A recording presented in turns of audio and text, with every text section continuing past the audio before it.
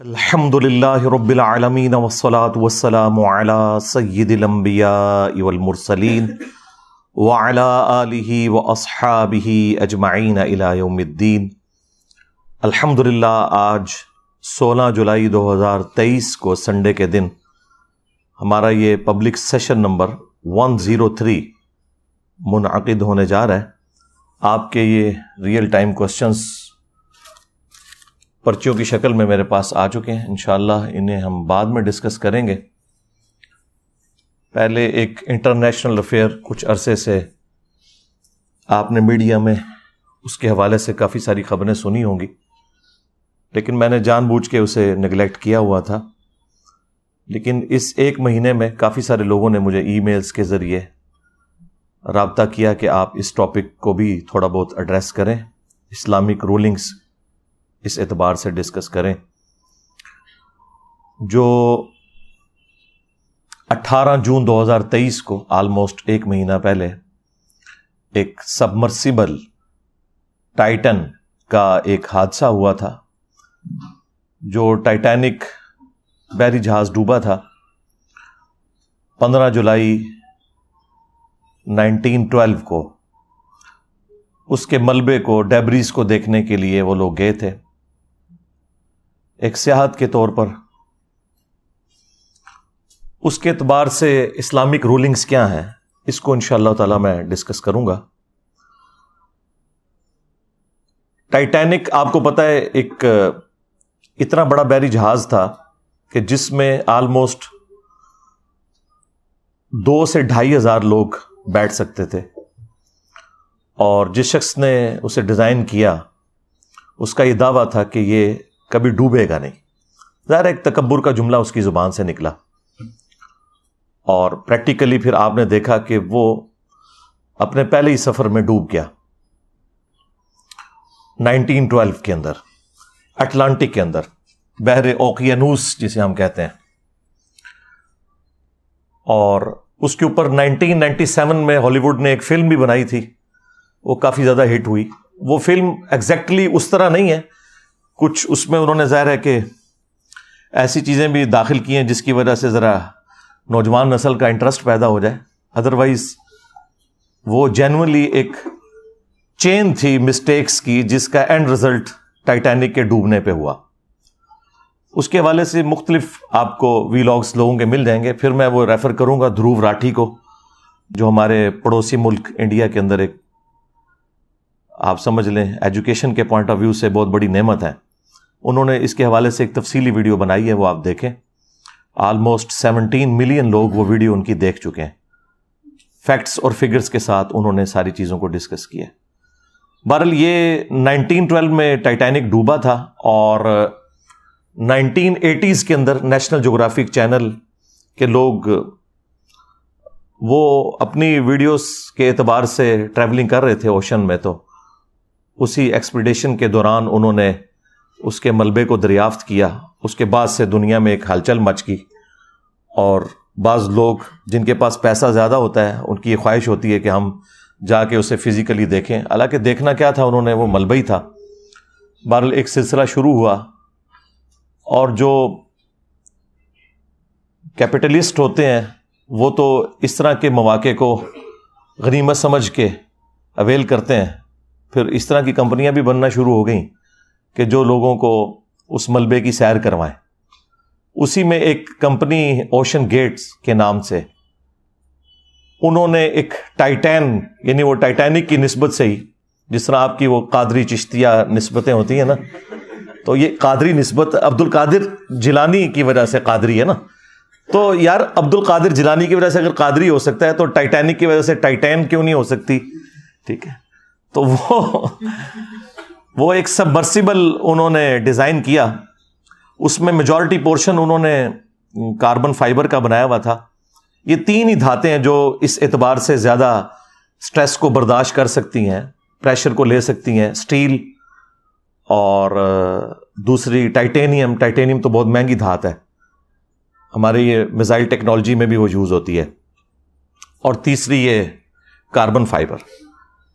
لیکن ابھی تک جتنے بھی یہ سبمرسیبلز بنائے گئے تھے یا سب میرینز، یہ دو الگ چیزیں ہیں. سب میرینز آپ دوزیں وہ ہوتی ہیں جن کے اندر پورا سسٹم انجن اور سب کچھ لگا ہوتا ہے, ان کا پورے کا پورا کنٹرول اس کے اندر ہوتا ہے اور وہ خود سے اندر جا سکتی ہیں اور باہر نکل سکتی ہیں. ظاہر ہے وہ پانی کے پوائنٹ آف ویو سے اس میں جب داخل کرتے ہیں اس کا وزن بڑھ جاتا ہے, وہ نیچے چلی جاتی. یہ جو انہوں نے ٹائٹین بنائی ہوئی تھی یہ سبمرسیبل تھی, یہ سب میرین نہیں تھی, یعنی اس کے اندر خود کوئی انجن وغیرہ نہیں تھا. یہ اوپر جو بحری جہاز انہوں نے ایک کھڑا کیا ہوا تھا اسی کے رحم و کرم کے اوپر تھی یہ. تو وہ انہوں نے کاربن فائبر سے بنائی تھی اور اس کے اتنے ٹیسٹ ابھی تک کامیاب نہیں ہوئے کہ اسے ایک ایوالو ڈیزائن کے طور پر مانا جائے. اسی لیے اس شخص کے اوپر پہلے کافی مقدمات بھی ہوئے تھے اس حوالے سے کہ یہ لوگوں کی لائف کو رسک پہ لگا رہا ہے. اور وہ بڑے فخری انداز میں, جس طرح ہمارے یہاں پہ ایک پرورٹڈ قسم کی مذہبی نیچر کے لوگ کہتے ہیں نا جی اللہ مالک ہے, اسے جب کہا جاتا تھا کہ بھائی یہ تم لوگوں کی لائف کو رسک پہ ڈال رہے ہو, تو وہ اس کا جواب اپنے انداز میں کہتا تھا کہ جی یہ بات ہے تو پھر کسی کو ڈرائیونگ کے لیے روڈ پہ نہیں آنا چاہیے, کسی کو ایروپلین کی سواری نہیں کرنی چاہیے, ہو سکتا ہے کریش ہو جائے. تو وہ آگے سے یہ جواب دیتا تھا, حالانکہ یہ بالکل الگ چیزیں. آپ ونس اپنے سارے کے سارے معاملات کو سیدھا کر لیں, اس کے بعد آپ اللہ پہ توکل کریں, لیکن یہ نہیں ہو سکتا کہ آپ صرف بسم اللہ پڑھ کے اور ساکٹ میں 2 انگلیاں دے دیں انشاءاللہ ضرور مریں گے. ٹھیک ہے, ہاں. جتنی دعائیں آپ دیکھیں احادیث کے اندر آئی ہیں نا, وہ 7 الفاظ ہیں ناگہانی آفت. جو آپ اپنے اوپر خود اپلائی کرتے ہیں نا, قدرت کا قانون, وہ اپلائی ہو جائے گا. اگر کوئی شخص سخت سردیوں میں ننگے پاؤں زمین پہ چلے گا تو انشاءاللہ ضرور بیمار ہوگا, ذہن میں رکھیے گا. جب آپ اپنے اوپر خود تقدیر کو غالب کرتے ہیں تو وہ پھر اپلائی ہو جاتی ہے. کوئی دعا پڑھ کے کوبرا سانپ کے منہ میں ہاتھ دے گا تو انشاءاللہ تعالیٰ نہیں بچے گا. یہ کہیں نہیں آیا کہ آپ نے جان بوجھ کے اپنے اوپر کوئی چیز اپلائی کرنی ہے.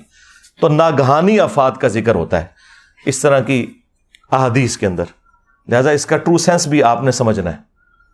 بہرحال وہ جو ہونا تھا وہ ہو گیا, جو اس کی خواہش تھی انورٹڈ کاماز کے اندر. یعنی اتنا بڑا ایک حادثہ ہوا, 5 لوگوں کی جان چلی گئی اس کے اندر, اور مرنے والے چونکہ امیر لوگ تھے اس لیے شور شرابہ بھی زیادہ ہوا. ٹائٹینک کا بھی شور شرابہ اس لیے زیادہ ہوا کہ اس میں سارے امیر لوگ تھے, اور اس میں بھی امیر لوگ کیا, پاکستانی آج کی آپ سمجھ لیں آلموسٹ 7.5 کروڑ روپے کا ایک ٹکٹ تھا. وہ 15 کروڑ میں 2 ٹکٹ خریدے تھے ہمارے وہ جو پاکستانی جو 2 تھے بلینرز, انہوں نے, تو وہ بھی اس میں شہید ہو گئے. بہرحال پیرلل میں اسی وقت آپ دیکھیں کہ یونان کے پاس ایک کشتی کو بھی حادثہ پیش آیا جس کے اندر آلموسٹ 700 لوگ سوار تھے اور 500 سے زیادہ اس میں بھی شہید ہوئے. لیکن اس کی خبر اس طریقے سے دنیا میں نہیں آئی کیونکہ وہ مرنے والے غریب لوگ تھے, تارکین وطن تھے. باقی وہ جو اللیگل طریقے سے جا رہے تھے وہ تو چیز غلط ہے, لیکن انسانی جان کی تو حرمت ہے نا. وہ تو سورۃ المائدہ میں اللہ تعالیٰ نے واضح فرمایا کہ جس نے ایک جان کو بھی ناحق قتل کیا سوائے 2 ایکسیپشنز کے, یا وہ شخص فساد فی الارض کرنے والا تھا یا وہ قتل کے بدلے قتل والا معاملہ, اور وہ بھی جوڈیشری کے تھرو. ان 2 استثناء کے سوا کسی نے اگر کسی ایک جان کو بھی قتل کیا تو گویا اس نے پوری انسانیت کا قتل کر دیا, اور جس نے ایک جان کو بچایا گویا اس نے پوری انسانیت کو بچا لیا. بہرحال وہ غریب لوگوں کا تو اتنا کوئی پرسان حال نہیں تھا. بعد میں جب تھوڑی بہت ہمارے جیسے جن کو آپ لبرلز کہتے ہیں انہوں نے آواز اٹھائی تو اس کی وجہ سے دنیا کو ہوش آیا کہ یار یہ غریب لوگ بھی مرے ہیں, ان کے بارے میں بھی کوئی خبر آنی چاہیے. تو وہ جو 5 لوگ اس حادثے میں جاں بحق ہوئے ان میں اس ٹائٹین کا خود مالک بھی تھا, وہ بھی اس میں بیٹھا ہوا تھا. شاید اسی کی وجہ سے لوگوں کو یہ کانفیڈنس آیا کہ یہ اس کے اندر بیٹھا جا سکتا ہے. لیکن اس کے بیٹھنے سے کیا فرق پڑنا تھا, وہ تو ڈوب گئی. کوئی چھوٹا موٹا سفر نہیں تھا. 12,000 فٹ سمندر کی تہہ کے اندر, تو یہ آلموسٹ آپ سمجھ لیں 4 کلومیٹر بنتا ہے. جہاں پہ جا کے آلموسٹ 400 ٹائمز پریشر زیادہ ہو جاتا ہے جو کہ ہم ساحل سمندر کے اوپر یا سمندر کی اوپر والی سرفیس کے اوپر فیل کرتے ہیں. تو اس کے اندر تو کچومر نکل جائے گا بندے کا اگر وہ پھٹتی ہے. اور وہ پھٹی آپ کو پتا ہے کتنی دیر میں ہے جی؟ 1 ملی سیکنڈ کے اندر, جو آنکھ ریکارڈ بھی نہیں کر سکتی.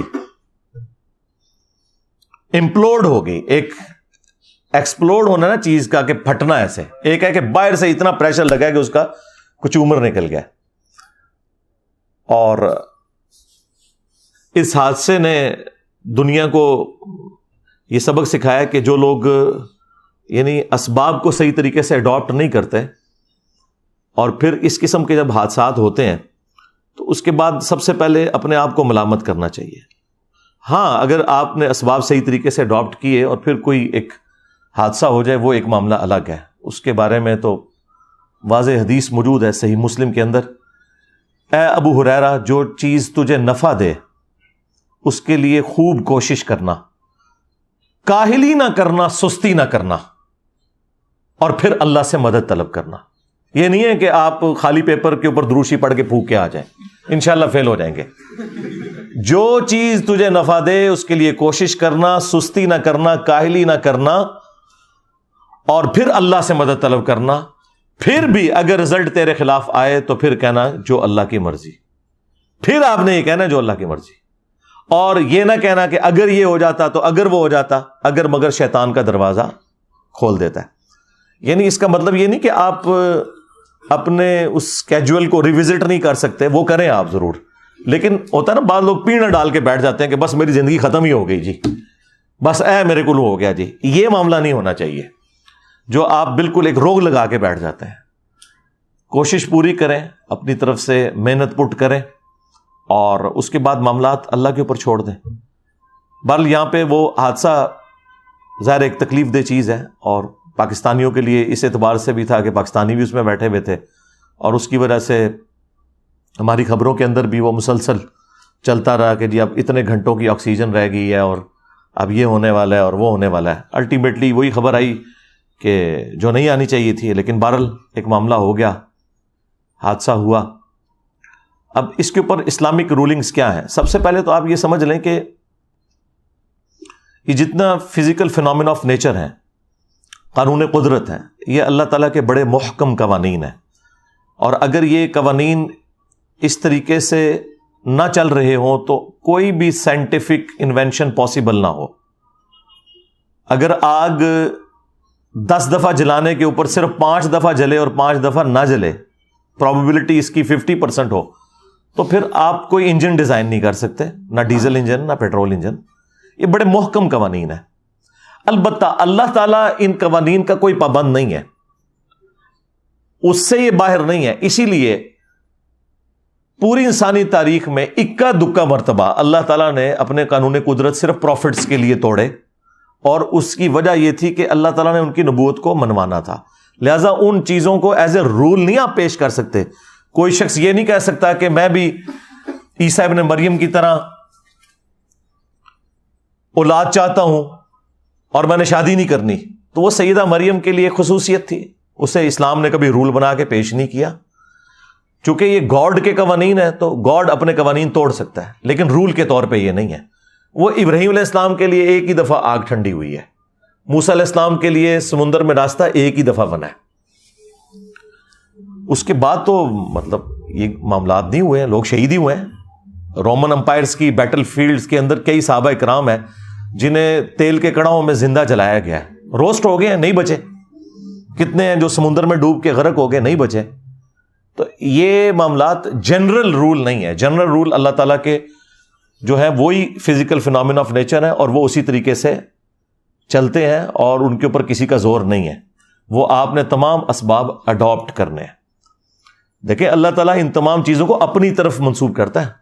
وَلَهُ الْجَوَارِ الْمُنْشَآتُ فِي الْبَحْرِ كَالْأَعْلَامِ, اور اسی کے ہیں جہاز جو سمندروں میں تیر رہے ہیں پہاڑوں کی مانند.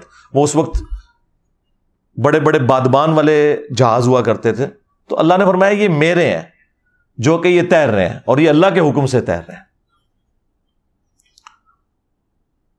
یہ سارے کے سارے معاملات اللہ تعالیٰ اپنی طرف اس لیے منسوب کرتا ہے کہ فزیکل فینومینا آف نیچر جو ہے، جو قدرت کے قوانین ہیں، یہ اللہ تعالیٰ نے محکم بنایا ہے. اگر یہ چیزیں نہ ہوں تو کوئی بھی چیز پاسبل نہ ہو.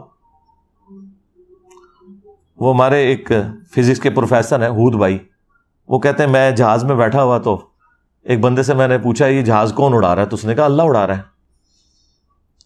تو وہ کہنے لگے کہ دیکھیں لوگ ہر چیز کو اس طرح منسوب کرتے ہیں، تو ایک پورشن تو اس کا درست ہے، اللہ ہی اڑا رہا ہے. آج بوئنسی ختم ہو جائے تو یہ ہوائی جہاز نہیں اڑ سکتے. ایئر پاکٹس، میں نے خود سفر کیا ہے، بعض اوقات ایئر فلائٹ کے دوران ایئر پاکٹس آتی ہیں اور سینکڑوں فٹ اچانک جہاز نیچے آ جاتا ہے کیونکہ نیچے ہوائی غائب ہوئی ہوتی ہے وہاں پہ. تو یہ فورس آف بوئنسی اللہ تعالیٰ نے رکھی ہے. سائنس جو ڈیل کرتی ہے نا وہ فزیکل فینومینا آف نیچر سے کرتی ہے. ہاں، اور یہ سائنس کی عاجزی ہے کہ وہ اس سے پیچھے نہیں جاتی. وہ آپ کو یہ بتائے گی کہ یہ جو زلزلہ آتا ہے یہ ٹیکٹونک پلیٹس کی ڈسٹربنس کی وجہ سے آتا ہے.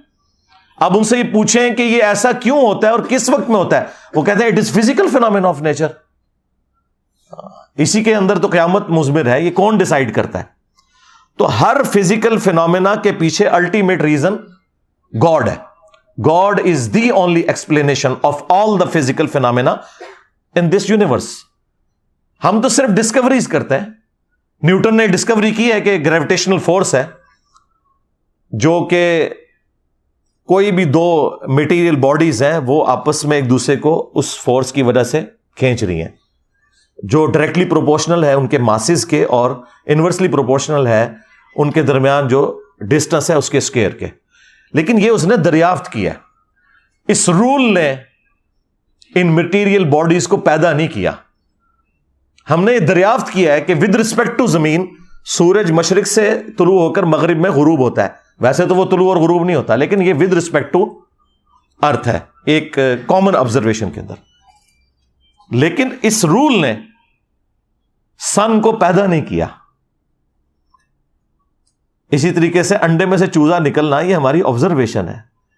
اس آبزرویشن کو ہم جتنا بھی ڈیپ ڈگ کریں الٹیمیٹلی ہم کہتے ہیں فزیکل فینومینا آف نیچر ہے، ایسا ہی ہوا کرتا ہے. تو یہ جہازوں کو اللہ نے اپنی طرف منسوب کیا ہے. اگر فورس آف بوئنسی نہ ہو فلوئڈ کے اندر تو کوئی بھی چیز تیر نہیں سکتی، نہ ہوا کے اندر اور نہ سمندروں کے اندر. آپ کو پتہ ہے یہ ارشمیدس جو تھا، ارکمیڈس، ہم اردو میں ارشمیدس کہتے ہیں، یہ 300 قبل مسیح اس نے یہ دریافت کی تھی فورس آف بوئنسی. اس وقت وہ ٹب میں نہا رہا تھا اور جب اس طرف اس کا دماغ گیا، نہ تو لوگ صدیوں سے رہے تھے بس جس کے اوپر اللہ تعالیٰ قدرت کے قوانین کھول دے، تو وہ اتنا خوش ہوا کہ وہ بغیر کپڑوں کے ہی اٹھ کے باہر نکلا کہ میں نے پا لیا، میں نے پا لیا. کیا پا لیا؟ اس رول کو اس نے سمجھ لیا کہ یہ جو فورس اوپر کی طرف لگتی ہے اس کی کیلکولیشن کیسے ہوگی فورس آف بوئنسی کی، اور اس کے اوپر ہی آج سارے کے سارے معاملات چل رہے ہیں. ایک سوئی سمندر میں ڈوب جاتی ہے لیکن لاکھوں ٹن وزنی جہاز نہیں ڈوبتا. کیوں؟ کہ وہ فورس آف بوئنسی کا جو قانون ہے اس کو مد نظر رکھتے ہوئے بنایا جاتا ہے. فورس آف بوئنسی یہ ہے کہ جب بھی کوئی فلوٹنگ آبجیکٹ سمندر یا پانی میں رکھا جائے تو جب وہ پانی کے اندر ڈوبنے لگتا ہے، یہ پانی کے اوپر رکھا جاتا ہے تو وہ پانی کو ڈسپلیس کرتا ہے. وہ جتنا پانی ڈسپلیس کرتا ہے، آپ دیکھتے ہیں بحری جہاز بھی کچھ ڈوبا ہوا ہوتا ہے کچھ باہر نکلا ہوتا ہے، وہ جتنا پانی ڈسپلیس کرتا ہے نا اس پانی کا جتنا وزن ہے نا اس وزن کے برابر فورس اوپر کی طرف لگتی ہے، اسے فورس آف بوئنسی کہتے ہیں. اگر وہ فورس اس جہاز کے وزن کے برابر ہو پھر تو وہ جہاز تیر سکتا ہے، یا زیادہ ہو تب تو تیر سکتا ہے، لیکن اگر جہاز کا وزن اس سے زیادہ ہو جائے پھر جہاز ڈوب جائے گا. تو بحری جہاز یہ آپ کو دیکھنے میں اسٹیل کی سٹرکچر نظر آ رہی ہے لیکن اندر سے ہالو بنائے جاتے ہیں تاکہ جو اتنا بڑا سرفیس ایریا ہے اس کے اندر اس کا وزن کم ہو، اس کی ڈینسٹی کو کم کرنے کے لیے. وہ سارے کا سارا نہیں لوہے کا بنا ہوا ہوتا، اندر ساری ہوا ہے، صرف ایک چادر ہی ہے یا اندر ایک اسٹیل سٹرکچر ہے تھوڑے تھوڑے فاصلے کے اوپر ٹرسز کی فارم کے اندر. تو اسی لیے ہوائی جہاز ہوا میں اڑتے ہیں کہ وہ فورس آف بوئنسی کو اوور کم کر لیتے ہیں اور وہاں وہ آپ چیز اپلائی کرتے ہیں جیٹ انجن کے ذریعے. ظاہر ہے کہ وہ جہاز کو آپ جتنا بھی ہلکا بنائیں ہوا سے زیادہ ہلکا تو نہیں بنا سکتے، تو وہاں پہ پھر ہم انجن کو یوز کرتے ہیں تاکہ فورس آف بوائنسی جو ہے وہ پلس یہ سپورٹ کر سکے کہ وہ اڑ سکے۔ اور یہاں پر جو بحری جہاز ہیں ان کے اندر اس کی ڈیزائننگ ایسے کی جاتی ہے۔ البتہ جو سب میرینز ہیں جو ڈوب جاتی ہیں پانی کے اندر، ان کو وزنی بنایا جاتا ہے، اور وہ وزنی بنانے کے لیے ان کے اندر انہوں نے کمپارٹمنٹس رکھے ہوتے ہیں، پانی اندر سک کرتے ہیں پمپس کے ذریعے، اور اس کا وزن جو ہے وہ بڑھ جاتا ہے، یعنی اس کا وزن جو ہے فورس آف بائنسی سے زیادہ ہو جاتا ہے، اس لیے وہ اندر چلی جاتی ہے، اور جب باہر نکلنا ہوتا ہے وہ پمپس کے ذریعے پانی کو باہر نکالتے ہیں، وہ باہر آ جاتی ہے۔ تو یہ ایک اس کا بیسک پرنسپل ہے۔ بہرحال یہاں پر جو یہ سبمرسیبل تھی یہ باہر نہیں نکل سکی، اندر ہی سب کا کچومر نکل گیا، اور اس کے بعد پھر مختلف قسم کی گفتگو لوگوں میں ہونا شروع ہو گئی کہ کسی نے کہا یہ حرام موت مر گئے ہیں، کیا ضرورت تھی اتنا پیسہ خرچ کرنے کی، اور کسی نے کہا جی شہید ہو گئے ہیں۔ بہرحال یہ دونوں ایکسٹریم رویے ہیں۔ میرا خیال ہے کہ کوئی حرج نہیں ہے اگر کوئی شخص اس اعتبار سے اگر کوئی ریلائبل سواری ہے اور اس میں سفر کرنا چاہتا ہے، خواہ وہ ہوائی جہاز ہو یا سبمرسیبل ہو یا سب میرینز ہوں یا بحری جہاز ہوں، بشرطے کہ وہ تمام کے تمام رولز کو کنسیڈر کر کے بنائے گئے ہوں، تو اس میں کوئی حرج نہیں ہے، اس کا رائٹ ہے۔ اگر کسی کو اللہ نے پیسہ دیا ہے تو چاہے وہ ہوائی جہاز میں مہنگے والا ٹکٹ لے کے سفر کرے، خواہ وہ کسی سبمرسیبل میں اس اعتبار سے سفر کرے، تو یہ جواز کی حد تک تو درست ہے۔ لیکن یہ بات درست ہے کہ اس سے زیادہ حقدار وہ لوگ ہیں جن کے پاس 2 وقت کی روٹی نہیں کھانے کے لیے، ان کے اوپر پیسہ لگایا جائے بجائے اتنے مہنگے کاموں میں لگانے کے۔ اور میرا خیال ہے وہ انہوں نے کیا دیکھنا تھا، اس سے بہتر تو ہم بڑی سکرین کے اوپر دیکھ لیتے ہیں، ادھر تو سکرین بھی چھوٹی سی تھی، اس میں سے کیا نظر آنا تھا۔ اس سے بہتر فارم میں ہم گھر بیٹھ کے اپنے ایئر کنڈیشن کمرے کے اندر وہ سارے کے سارے مناظر دیکھ سکتے ہیں۔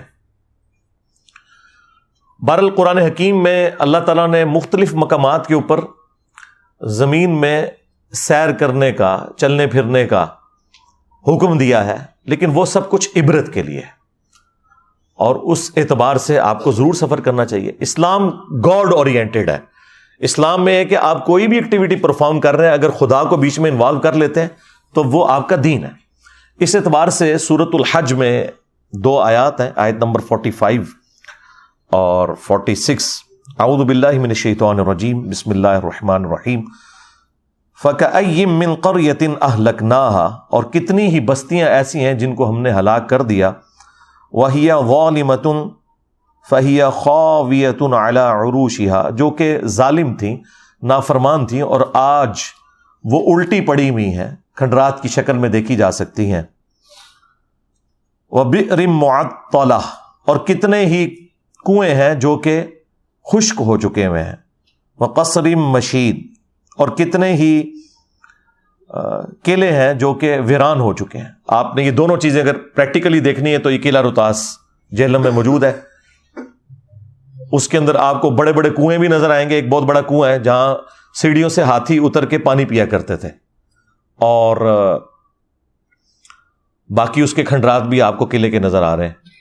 تو اللہ تعالیٰ فرما رہا ہے کہ یہ تمام چیزیں جو ہے یہ اللہ تعالیٰ کی اس اعتبار سے نشانیاں ہیں۔ افلم یسیروا فی الارض، تو کیا انہوں نے زمین میں سیر کر کے گھوم پھر کے نہیں دیکھا؟ فتکون لہم قلوب یعقلون بہا، تو کیوں نہ ایسا ہوا کہ ان کے دل ہوتے جس سے یہ سوچتے۔ اب انسٹرومنٹ آف انٹلیکٹ ہارٹ ہے یا برین، اس کے اوپر بھی میری ویڈیو ریکارڈ ہے، دونوں ہیں، اور جو اس وقت لیٹسٹ اس اعتبار سے ڈسکوریز ہوئی ہیں میں نے ساری ڈسکس کی ہیں، گوروں کی ویڈیوز لگائی ہوئی ہیں اس میں، تو دونوں ہیں۔ وَآذَانٌ يَسْمَعُونَ بِهَا، یا ان کے کان ہوتے جس سے یہ سنتے۔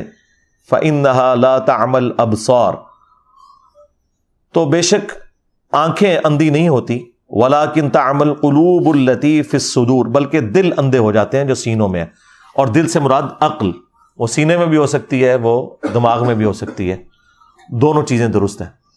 تو اللہ تعالیٰ فرما رہا ہے کہ یہ عبرت حاصل کرو کہ موت کی تلوار تمہارے اوپر لٹک رہی ہے۔ اس اعتبار سے ٹائٹینک کا ملبہ، ڈیبریز دیکھنا، وہ بھی اسی کیٹیگری میں فال کرتا ہے کہ اتنی وجاہت کے ساتھ لوگ نکلے تھے اور موت کا شکار ہوئے۔ اس سے آپ عبرت حاصل کریں، انہیں کوئی برا نہیں کہنا، لیکن اس میں احتیاط کا پہلو اپنی جگہ ہونا چاہیے. وہ قرآن میں واضح یونیورسل ٹروتھ آیا ہے, وَلَا تُلْقُوا بِأَيْدِيكُمْ إِلَى التَّهْلُكَةِ, اپنے ہاتھوں سے اپنے آپ کو ہلاک مت کرو. کوئی بھی کام جو آپ کو موت کی طرف لے جائے بے احتیاطی والا, وہ اسلام نے حرام کیا ہے. اسی کے تحت میں نے کہا کہ سگریٹ پینا حرام ہے, کیونکہ یہ سلو پوائزننگ ہے. جو شخص بلڈ پریشر کا مریض ہو چکا ہے اور وہ جان بوجھ کے زیادہ نمک استعمال کرتا ہے تو وہ سلو پوائزننگ کر رہا ہے, اس کے لیے حرام ہے یہ, کیونکہ صحت کی بھی تو آپ نے حفاظت کرنی ہے. وَلَا تُلْقُوا بِأَيْدِيكُمْ إِلَى التَّهْلُكَةِ, اپنے ہاتھوں سے اپنے آپ کو ہلاکت میں مت ڈالو. ہر وہ کام جو بے احتیاطی کے اوپر مبنی ہے, ایک شوگر کے مریض کے لیے زیادہ چینی کا استعمال, ایک بلڈ پریشر کے مریض کے لیے زیادہ نمک کا استعمال, یہ تمام کی تمام چیزیں ہیں جو آپ کو موت کی طرف لے کے جاتی ہیں. اور زندگی ایک نعمت ہے, اس سے بڑی کوئی نعمت نہیں ہے, اس کی قدر کرنی ہے. تو یہ اس حوالے سے اسلام کا واضح رول ہے کہ آپ نے احتیاط کا دامن نہیں چھوڑنا. صحیح بخاری اور صحیح مسلم دونوں کے اندر حدیث موجود ہے کہ اللہ کے محبوب صلی اللہ علیہ وآلہ وسلم نے فرمایا کہ برتن رات کو ڈھانپ دیا کرو, کیونکہ برتنوں کے اندر کوئی چیز بھی داخل ہو سکتی ہے, کوئی زہریلی چیز, کتنی ڈیتھس ہوتی ہیں. اور چراغ بجھا دیا کرو رات کو سونے سے پہلے. آگ انسان کی دشمن ہے, بعض اوقات چوہا اس بتی کو لے جاتا ہے اور سارے گھر والے جل جاتے ہیں. یہ نبی الاسلام نے فرمایا, کیونکہ بخاری مسلم میں آتا ہے کہ رسول اللہ صلی اللہ علیہ وآلہ وسلم کے مبارک زمانے کے اندر ایک گھر تھا جس میں رات کو دیا جل رہا تھا اور وہ دیا بجھانا بھول گئے. اس کی وجہ سے وہ چوہا جو ہے جب وہ اس دیے کی بتی کو لے کے بھاگا تو جہاں جہاں سے وہ گزرا وہ آگ لگ گئی اور وہ جل کے راکھ ہو گئے. تو نبی اسلام فرمایا رات کو آگ بجھایا کرو. آج کے اعتبار سے آپ نے رات کو جو اکثر سنتے ہیں, خصوصاً ہمارے پنڈی اسلام آباد میں تو یہ ہر سال واقعہ ہوتا رہتا ہے کہ رات کو ہیٹر بند کرنا بھول گئے. آٹومیٹک ہیٹرز جو ہیں وہ تو تھوڑے مہنگے آتے ہیں, وہ ہر بندہ افورڈ نہیں کر سکتا. تو جب لوڈ شیڈنگ ہوتی ہے تو وہ بند ہوتا ہے, اور جب پھر گیس آتی ہے تو کتنے لوگ اس میں مارے جاتے ہیں. ابھی تو یہ بڑی نیکی کرتے ہیں ہمارے سوئی ناردرن اور ساؤدرن کے لوگ کہ اس کے اندر سلفر مکس کی ہوئی ہوتی ہے. ادروائز آپ کو پتہ ہے یہ جو زمین سے گیس نکلتی ہے اس کی اسمیل نہیں ہوتی, اس کے اندر خود اسمیل ڈالی جاتی ہے تاکہ کہیں پہ لیکیج ہو تو آپ کو پتہ چل جائے. بہرحال نبی اسلام کے زمانے میں وہ چوہا بتی اس لیے لے گیا تھا کہ اس وقت جو دیے تھے وہ کھانے والے تیل میں بنائے جاتے تھے. اس زمانے میں مٹی کا تیل دریافت نہیں ہوا تھا. مٹی کا تیل اگر چوہا پی لے تو مر جائے گا. ہاں, کئی لوگوں کو جن کو جوئیں پڑی ہوتی ہیں تھوڑا سا وہ مٹی کا تیل لگائیں, یا کسی کے وہ دانت میں ایشوز ہوتے ہیں تو وہ لگاتے ہیں, تو وہ تو ایک زبردست اس اعتبار سے کیورنگ چیز بھی ہے. تو وہ اس زمانے میں مٹی کا تیل نہیں, وہ کھانے کا تیل ہوتا تھا. امیر لوگ زیتون کا تیل استعمال کرتے تھے, عام غریب لوگ جو ہیں دوسرا گھر میں کوئی گھی جو نکالا جاتا ہے اس کو یوز کرتے تھے. تو وہ ظاہر ہے کہ وہ ایک مرغوب غذا ہے چوہے کی, تو وہ اس کو کھانے کے چکر میں آتا تھا, اور وہ تو پھر جل رہا ہے اور پھر جہاں جہاں سے گزرے گا آگ لگے گی. یہ جو مٹی کا تیل ہے یا ڈیزل ہے یا پیٹرول ہے, یہ تو میرے بھائی اس کو تو 200 سال بھی نہیں ہوئے. یہ اگست 1859 کے اندر پہلا تیل کا کنواں نکلا تھا پنسلوینیا امریکن ریاست کے اندر. اس سے پہلے کسی بزرگان دین کو نہیں پتا چلا کہ زمین کی گہرائیوں کے اندر تیل موجود ہے. سر ایڈون نے دریافت کیا تھا, اتنی بڑی داڑھی تھی, ہے کرسچن تھے وہ, کرنل ایڈون. تو آج اگر مسلمان ہوتے تو آپ سارے رحمت اللہ علیہ ان کو کہہ رہے ہوتے تو بزرگ تو پھر ان کو مانے نا, ان کو بھی حساتی طور پہ یہ سارا ہوا. وہ آج تک انہوں نے وہ کنواں تیل کا باقی رکھا ہوا ہے, لوگ اس کی زیارت کے لیے آتے ہیں کہ پہلی دفعہ انسانیت کو پتہ چلا کہ زمین کے نیچے اتنا بڑا خزانہ موجود ہے تیل کی شکل کے اندر. تو میرا معصومانہ سوال ہے, جو یہ بزرگ دعویٰ کرتے تھے کہ جی وہ نیچے دیکھا تو 7 زمینیں کراس ہو گئیں اور اوپر دیکھا تو عرش تک پہنچ گیا, ان کو تیل نہیں نظر آیا؟ اور جدھر یہ لوگ جایا کرتے تھے مکہ مدینے کے اندر, وہاں تو 1960s میں جا کے تیل نکلا ہے. یہ بزرگ وہاں جا کے کیا کرتے رہے ہیں, ان سے کیوں نہیں تیل نکلا؟ تو اس کا مطلب یہ بالکل جھوٹ بولتے ہیں آپ سے. دنیا کو اللہ نے بقدر ایفرٹ رکھا ہوا ہے, اور یہ اس حوالے سے نبی الاسلام کی ایک حدیث کے سارے معاملات کلیئر کر دے گی. مسلم شریف میں اوپر تلے 3 احادیث موجود ہیں کہ نبی الاسلام کے مبارک زمانے کے اندر نر اور مادہ کا ملاپ کروایا جاتا تھا اچھی کھجور کی پروڈکٹ لینے کے لیے. تو نبی علیہ السلام ایک جگہ سے گزرے اور لوگ اس طرح کر رہے تھے, تو آپ نے فرمایا ایسا نہ کرو تو کیا ہے؟ ان کا یا رسول اللہ ہماری فصل کم ہوتی ہے. نبی علیہ السلام یہ کہہ کے وہاں سے چلے گئے. انہوں نے خود سے اسے کنسیو کیا کہ نبی علیہ السلام نے اسے پسند نہیں فرمایا. انہوں نے اس سال وہ معاملہ نہیں کیا اور ان کی فصل کم ہوگی, اور شکایت لے کے نبی علیہ السلام کے پاس آ گئے, کیونکہ اس زمانے میں 295C نہیں تھی. ان کا یا رسول اللہ آپ نے مشورہ دیا اور دیکھیں ہماری فصل کم ہو گئی ہے. اور یہ مولانا شریف نہیں ہے, صحیح مسلم شریف ہے, 3 احادیث ہیں, اور اس کے اوپر باقاعدہ باب باندھا گیا ہے کہ کن معاملات میں نبی علیہ السلام کی اطاعت کرنا واجب ہے اور کس میں نہیں ہے. یہ ہمارے نبی کا ہی حوصلہ ہے. یہاں تو جاہل لوگ ہیں, انہیں مسئلہ نہ بھی پتا ہو تو کوئی نہ کوئی جھوٹ سچ مکس کر کے بتا دیتے ہیں. نبی علیہ السلام کے پاس جب شکایت آئی تو آپ نے فرمایا میں نے تو منع تو نہیں کیا تھا. ان کا یا رسول اللہ ہم نے تو یہی سمجھا. تو آپ علیہ السلام نے فرمایا کہ اگر میں دین کے حوالے سے تمہیں کوئی مشورہ دوں اللہ کے ریفرنس سے, وہ لے لیا کرو. البتہ تمہارے دنیاوی امور کے اندر اگر میں کوئی مشورہ دوں تو وَأَنْتُمْ أَعْلَمُ بِأَمْرِ دُنْيَاكُمْ, تم دنیا کے کاموں کو مجھ سے بہتر سمجھتے ہو. ظاہر نبی علیہ السلام کا تو ایکسپیرینس نہیں تھا کھجور کی فصل کے اعتبار سے, آپ کا ایکسپیرینس تھا بھیڑ بکریاں چرانے کے اعتبار سے, تجارت کے اعتبار سے. اور نبی علیہ السلام نے کوئی اس میں شرمندگی محسوس نہیں کی کہ تم دنیا کے کاموں کو مجھ سے بہتر سمجھتے ہو. اگر میں دینی معاملے میں کوئی مشورہ دوں وہ لے لو, دنیا میں کوئی مشورہ دوں تو تم بہتر سمجھتے ہو, اگر وہ مشورہ درست ہو تو لے لو, ادروائز وہ میری رائے ہے.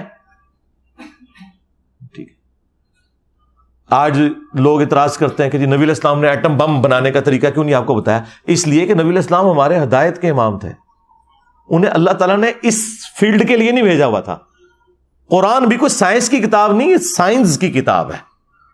فزیکل فینومینا آف نیچر جو ایک کامن آبزرویشن کے اندر ہے, باقی اتنی ڈیٹیلز تو بتانے کی ضرورت نہیں ہے, وہ انسانیت نے وقت کے ساتھ خود لرن کرنی ہے. جب اللہ نے آپ کو برین دے دیا ہے تو کریٹر آف برین جو ہے اس نے اتنی بڑی دولت آپ کو دے دی ہے کہ اس کے بعد کوئی اور ذریعہ نہیں ہے جس کو آپ کہیں کہ یہ سب سے بڑا ذریعہ ہو سکتا ہے خدا تک پہنچنے کا. دماغ بہت بڑا ذریعہ. اللہ نے انسان کو وقت کے ساتھ یہ ایوولوشن کرائی ہے, ترقی کروائی ہے. بہرحال نبی علیہ السلام نے کہا کہ میں اگر دنیا کے اعتبار سے کوئی مشورہ دوں تو تم بہتر سمجھتے ہو اپنے کاموں کو. تو یہاں پہ نبی صلی اللہ علیہ وآلہ وسلم نے یہ مشورہ دیا کہ رات کو دیے بجھا دیا کرو. اسی طریقے سے ابو داؤد میں ایک حدیث ہے کہ جو شخص ایسی چھت پر سوئے کہ جس کی منڈیر نہ ہو تو اس کا ذمہ پھر اٹھ گیا, یعنی پھر وہ اس کی ذمہ داری اپنے اوپر ہے. اگر وہ نیند میں چلتے ہوئے یا غلطی سے نیچے گر جاتا ہے, مر جاتا ہے, تو کوئی لینا دینا نہیں, اس نے جان بوجھ کے لیے اپنے لیے ایک موت کا گڑھا کھودا ہے. آپ کو پتا ہے آج سے تقریباً 10-12 سال پہلے مفتی اعظم سعودیہ نے باقاعدہ فتویٰ دیا تھا کہ جو شخص اوور سپیڈنگ کی وجہ سے مر جائے تو گورنمنٹ نے کوئی اس کی بلڈ منی نہیں ادا کرنی, کیونکہ اس نے خودکشی کی ہے. ظاہر ہے بھی یہ چیزیں ڈیزائن ہوئی ہوئی ہیں نا, آپ ان لمٹس کو کراس کرتے ہیں تو اس کا یہ مطلب نہیں ہے کہ اگر آپ 2 دفعہ بچ گئے تو تیسری دفعہ بھی بچ جائیں گے, یہ ضروری تو نہیں ہے. تو اپنی وہ ساری احتیاطیں لے کے چلنی ہے. تو نبی علیہ السلام کا یہ فرمانا کہ جو بغیر منڈیر کے چھت پہ سوئے اس سے ذمہ اٹھ گیا, اب وہ خود ذمہ دار ہے اپنے معاملات کا. مطلب یہ ہے کہ آپ نے پوری احتیاط کر کے چلنا ہے. ہاں پوری احتیاط کی, اس کے بعد کوئی کیٹاسٹرافک کنڈیشن آ گئی تو ٹھیک ہے, وہ اللہ تعالیٰ کی طرف سے کسی شخص کا دنیا سے ایگزٹ ویسے ہی لکھا ہوا تھا. کسی نے شیر کے منہ میں جانا ہے, کسی نے ایئر کریش کے ذریعے مرنا ہے, کسی نے ہارٹ فیلئر سے مرنا ہے, کسی نے کڈنی فیلئر سے مرنا ہے, کسی نے روڈ ایکسیڈنٹ میں مرنا ہے. تو بہرحال اس طرح جو لوگ مر جاتے ہیں حادثاتی طور پر اسلام کی روح سے تو وہ شہداء ہیں. بخاری اور مسلم دونوں میں حدیث موجود ہے کہ نبی صلی اللہ علیہ وآلہ وسلم نے فرمایا 5 قسم کے لوگ شہید ہیں. نمبر 1 طاعون کے مرض میں, یعنی کوئی بھی یہ جو وبائی امراض ہیں ان میں اس وقت ایک سمبل کے طور پر طاعون تھا. نمبر 2 پیٹ درد سے کوئی مر جائے. نمبر 3 پانی میں ڈوب کے مر جائے. نمبر 4 کسی دیوار کے نیچے دب کے مر جائے, یعنی زلزلے میں جس طرح لوگ مر جاتے ہیں. اور نمبر 5 جو اللہ کی راہ میں لڑتا ہوا مارا جائے. یہ سب کے سب لوگ اللہ کے حضور شہید ہیں. اور ابو داؤد اور سنن نسائی میں ایک اور حدیث موجود ہے. اس میں نبی علیہ السلام نے فرمایا جو آگ میں جل کے مر جائے وہ بھی شہید ہے، جو جسم کے اندر کسی پھوڑے کے نکلنے پر مر جائے جس طرح کینسر وغیرہ وہ بھی شہید ہے، اور جو عورت پریگنینسی کے دوران یا ڈلیوری کے دوران فوت ہو جاتی ہے وہ بھی اللہ کے حضور شہید لکھی جائے گی۔ تو اس اعتبار سے ایک شہید والا معاملہ ہے، وہ اپنی جگہ ہے، لیکن جان بوجھ کے ایسے معاملات کرنا، اپنے آپ کو ہلاکت میں ڈالنا کہ وہ خودکشی کے زمرے میں آ جائے، تو وہ تو بڑا ایک سخت معاملہ ہے اسلام میں۔ بخاری مسلم میں حدیث موجود ہے، نبی علیہ السلام نے فرمایا کہ جو شخص جان بوجھ کے خودکشی کرتا ہے، سوئیسائڈ کرتا ہے، کوئی شخص، پھر نبی علیہ السلام نے اسے ایکسپلین کیا، کوئی شخص تیز دھار کا آلہ اپنے پیٹ میں مارے یا زہر پی لے یا اپنے آپ کو بلندی سے گرا لے، تو جس طریقے سے وہ اپنے آپ کو موت کا شکار کرے گا، جہنم میں یہی عذاب اس کے اوپر مسلط کیا جائے گا، وہ بار بار اپنے آپ کو اسی طریقے سے تکلیف دیتا رہے گا، والعیاذ باللہ تعالی۔ حتیٰ کہ صحیح مسلم میں آیا کہ ایک خودکشی والے کا جنازہ لایا گیا تو نبی علیہ السلام نے کہا کہ میں اس کا جنازہ نہیں پڑھوں گا۔ آپ صلی اللہ علیہ وآلہ وسلم خودکشی والے کا جنازہ نہیں پڑھتے تھے، لیکن چونکہ مسلمان ہے تو جنازہ ہوگا، وہ کافر نہیں ہے، لیکن جو ڈومیننٹ پرسنالٹیز ہیں انہیں پروٹیسٹ کے طور پر ایسے لوگوں کا جنازہ نہیں پڑھنا چاہیے تاکہ ڈسکریج ہو وہ سارا کا سارا معاملہ۔ ہمارے جیلم شہر میں آج سے آلموسٹ 14 سال پہلے میرے ایک اسٹوڈنٹ تھے، آلموسٹ 15-16 سال اس کی عمر تھی، اس نے حفظ کیا ہوا تھا، دعوت اسلامی کے وہ مدرسے میں پڑھتا تھا، تو نیا نیا میرے درس میں آنا شروع ہوا، پھر اس کے ساتھ کوئی ایسے معاملات ہوئے تو اس نے وہ تیزاب پی کے نا وہ خودکشی کر لی۔ جیلم کی تاریخ کا سب سے بڑا جنازہ ہوا تھا، لیکن میں نے جنازہ نہیں پڑھا، حالانکہ وہ اسٹوڈنٹ تھا۔ میں نے کہا میں نے نہیں جانا، اس کی وجہ یہ ہے کہ اس سے تو یہ چیز پھر پروموٹ ہوگی۔ خودکشی والے کا جنازہ نبی صلی اللہ علیہ وآلہ وسلم نے نہیں پڑھا، البتہ صحابہ کرام نے ضرور پڑھا، ظاہر مسلمان ہے، اسے دفنانا ہے، اور اگر اللہ چاہے تو اس کی مغفرت بھی کرے۔ وہ مسلم شریف میں ایک حدیث موجود ہے، ایک صحابی تھے سابقون الاولون میں سے، ہجرت مدینہ انہوں نے کی ہوئی تھی، تو انہیں کوئی بیماری ایسی لگ گئی کہ انہوں نے پھر خودکشی کر لی، اپنی ہاتھ کی رگیں کاٹ لیں۔ اسی دوران وہ جب مر گئے تو کچھ عرصے بعد ایک دوسرے صحابی تھے، انہوں نے انہیں خواب میں دیکھا، اور خواب میں دیکھا کہ ان کی حالت تو ٹھیک ہے لیکن وہ ہاتھ انہوں نے کپڑے سے باندھا ہوا ہے اور چھپایا ہوا ہے۔ تو وہ کہتے ہیں میں نے اسے پوچھا تمہارے ساتھ کیا معاملہ ہوا؟ انہوں نے کہا اللہ نے مجھے بخش دیا ہجرت کی وجہ سے، نبی علیہ السلام کے ساتھی ہونے کی وجہ سے، البتہ یہ میرا ہاتھ جو ہے نا یہ اللہ نے ٹھیک نہیں کیا، کیونکہ اللہ نے فرمایا یہ تم نے خود خراب کیا تھا۔ تو یعنی بخشنے کے باوجود یہ معاملہ چل رہا ہے۔ پھر نبی علیہ السلام نے ان کے لیے دعا کی کہ اے اللہ اس کے ہاتھ کو بھی درست کرتے، تو حضور کی دعا کا چلے کوئی حصہ مل گیا۔ ادروائز اس سے یہ بھی پتہ چلا کہ نبی علیہ السلام نے خودکشی والے کے لیے دعا کی ہے مغفرت کی، اس میں کوئی حرج نہیں ہے، دعا کی جا سکتی ہے، لیکن یہ عمل ایسا ہے کہ اسے ڈسکریج کرنا چاہیے، اس کو پروموٹ نہیں کرنا چاہیے، اور جو کوئی اس قسم کی ایکٹیویٹیز پرفارم کرتے ہیں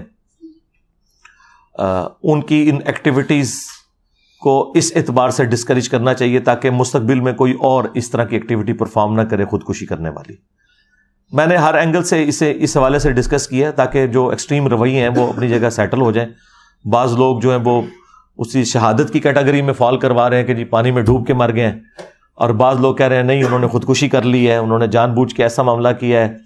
بعض لوگ کہہ رہے ہیں کہ جی وہ فضول خرچی والا ایک ایلیمنٹ بیچ میں آ گیا۔ یہ ساری چیزیں اپنی جگہ درست ہیں، لیکن اگر کسی شخص کے پاس حلال کا مال ہے اور وہ اپنے اوپر خرچ کرنا چاہتا ہے تو اس کے اوپر کوئی ممانعت نہیں ہے۔ البتہ ایسا نہیں ہونا چاہیے کہ کوئی ایسا راستہ اڈاپٹ کرے کہ اس کی وجہ سے وہ موت کے منہ میں چلا جائے جان بوجھ کے۔ ہاں اگر احتیاط پوری کی ہوئی ہے تو ٹھیک ہے، کوئی حرج نہیں، اس کے بعد اگر کوئی شخص اس طرح کے حادثے کا شکار ہوتا ہے تو کوئی ایسا معاملہ نہیں ہے، لیکن اپنی طرف سے احتیاط پوری ہونی چاہیے۔ تو یہ میں نے ایک ادھار تھی گفتگو، میں نے اس وقت اس لیے نہیں کی کہ میں کوئی اس کو اتنی انٹرسٹ کی چیز سمجھ نہیں رہا تھا، کیونکہ ظاہر ہے ڈسکشن بھی اتنی ہو رہی تھی میڈیا کے اندر، لوگوں کو سمجھ آ رہی تھی کہ یہ کیا ہوا، لیکن اس کا یہ والا جو ایک پہلو تھا اسلام کے پوائنٹ آف ویو سے کیا اوپینین ہونا چاہیے اس قسم کی سیاحت کا، اور خدا نخواستہ اس دوران کوئی مارا جائے۔ اسی طریقے سے لوگ جو ہے یہ کوپہمائی والا معاملہ بھی کرتے ہیں، کوئی حرج نہیں ہے، لیکن گریجولی کریں۔ اب یہ کوئی بہادری نہیں ہے کہ بغیر آکسیجن کے جی اتنے میں نے بلندی پہ چلا گیا ہوں. یعنی اپنی احتیاط تو ساری کی ساری کرنی ہے. ہماری انجینئرنگ کی فیلڈ کے اندر بھی یعنی میں تو کسی کو اس طرح کام کرتے ہوئے دیکھوں تو میں اسے ڈانٹتا ہوں. کوئی گرائنڈر چلا رہا ہے اور اس نے چشمہ نہیں لگایا ہوا, ٹھیک ہے, اسی طریقے سے ماسک نہیں پہنا ہوا, تو یہ آپ انہیل کر رہے ہوتے ہیں ہر چیز, اور بعض اوقات پھر آپ کو پتا ہے کوئی اتنی سی چھوٹی سی ایک ڈیبری ٹوٹ کے کسی مٹیریل کی آنکھ میں جا کے لگتی ہے, بینائی ضائع ہو جاتی ہے, تو اس سے پہلے آپ وہ احتیاط کیوں نہیں کرتے؟ اسی طریقے سے جو مشین کے اوپر کھڑے ہونے والے لوگ ہیں انہیں بالکل یہ شلوار قمیض نہیں پہننی چاہیے. کتنے لوگوں کی ڈیتھ ہوگی اس کی وجہ سے. وہ مخصوص لباس ہے جو آپ نے پہننا ہے. موٹر بائک پہ آپ بیٹھے ہوئے ہیں تو آپ نے ہیلمٹ کا استعمال ضرور کرنا ہے, اور وہ خالی اوپر پہننا نہیں ہے, اس کو نیچے سے ایسے لاک بھی کرنا ہے تاکہ جب آپ زمین پہ گرے ہیں تو وہ ہیلمٹ آپ کے سر کو بچائے. ادروائز اگر یہ لاک نہیں ہوگا تو ہیلمٹ پہلے اتر کے سائڈ پہ ہوگا, سر آپ کا پھر زمین کے اوپر لگ جائے گا. اس طریقے سے اگر گاڑی میں بیٹھے ہوئے ہیں تو سیٹ بیلٹ آپ نے باندھنی ہے. میں جب بھی بیٹھتا ہوں, ڈرائیور باندھے نہ باندھے, میں نے ضرور باندھنی ہوتی ہے اگر میں فرنٹ سیٹ پہ بیٹھا ہوں. آپ نے اپنی احتیاط پوری کرنی ہے, اس کے بعد اللہ کی مرضی. لیکن اگر آپ احتیاط نہ کریں اور آپ کہیں میں دعاؤں کے بلبوتے کے اوپر یہ سارے کے سارے معاملات چلاؤں گا, تو میرے بھائی ایسا نہیں ہوا کرتا, بالکل ایسا نہیں ہوتا, ایسا تو نہیں ہوتا. ہاں, وہ سارے کے سارے معاملات آپ نے لے کے چلنے ہیں. آپ دیکھیں نبی علیہ السلام نے میدان جنگ میں خود پہنا ہے, وہ سر کے اوپر ٹوپی پہنی جاتی تھی لوہے کی, ٹھیک ہے, زرہ بھی استعمال کی ہے, ہر چیز کی ہے. اس کے بعد آپ اللہ کے اوپر توکل کریں. ایسا نہیں ہو سکتا کہ آپ بسم اللہ پڑھ کے تو جناب میدان جنگ میں اتر جائیں اور آپ کہیں کہ جی اللہ بچائے گا. اس طرح نہیں ہے. وہ اللہ نے تو بچانے کے اسباب آپ کو بتائے ہوئے ہیں, لیکن آپ خود اگر اپنے آپ کو موت کے منہ میں دھکیلیں گے تو پھر اللہ تعالیٰ کی تقدیر ہی آپ کے اوپر غالب آئے گی. جو اللہ تعالیٰ کے رولز ہیں وہ اسی طریقے سے اپلائی ہوں گے. صلو علی محمد وآل محمد, اللہم صلی علی محمد وعلی آل محمد واصحاب محمد وازواج محمد وامت محمد اجمعین الی یوم الدین, آمین.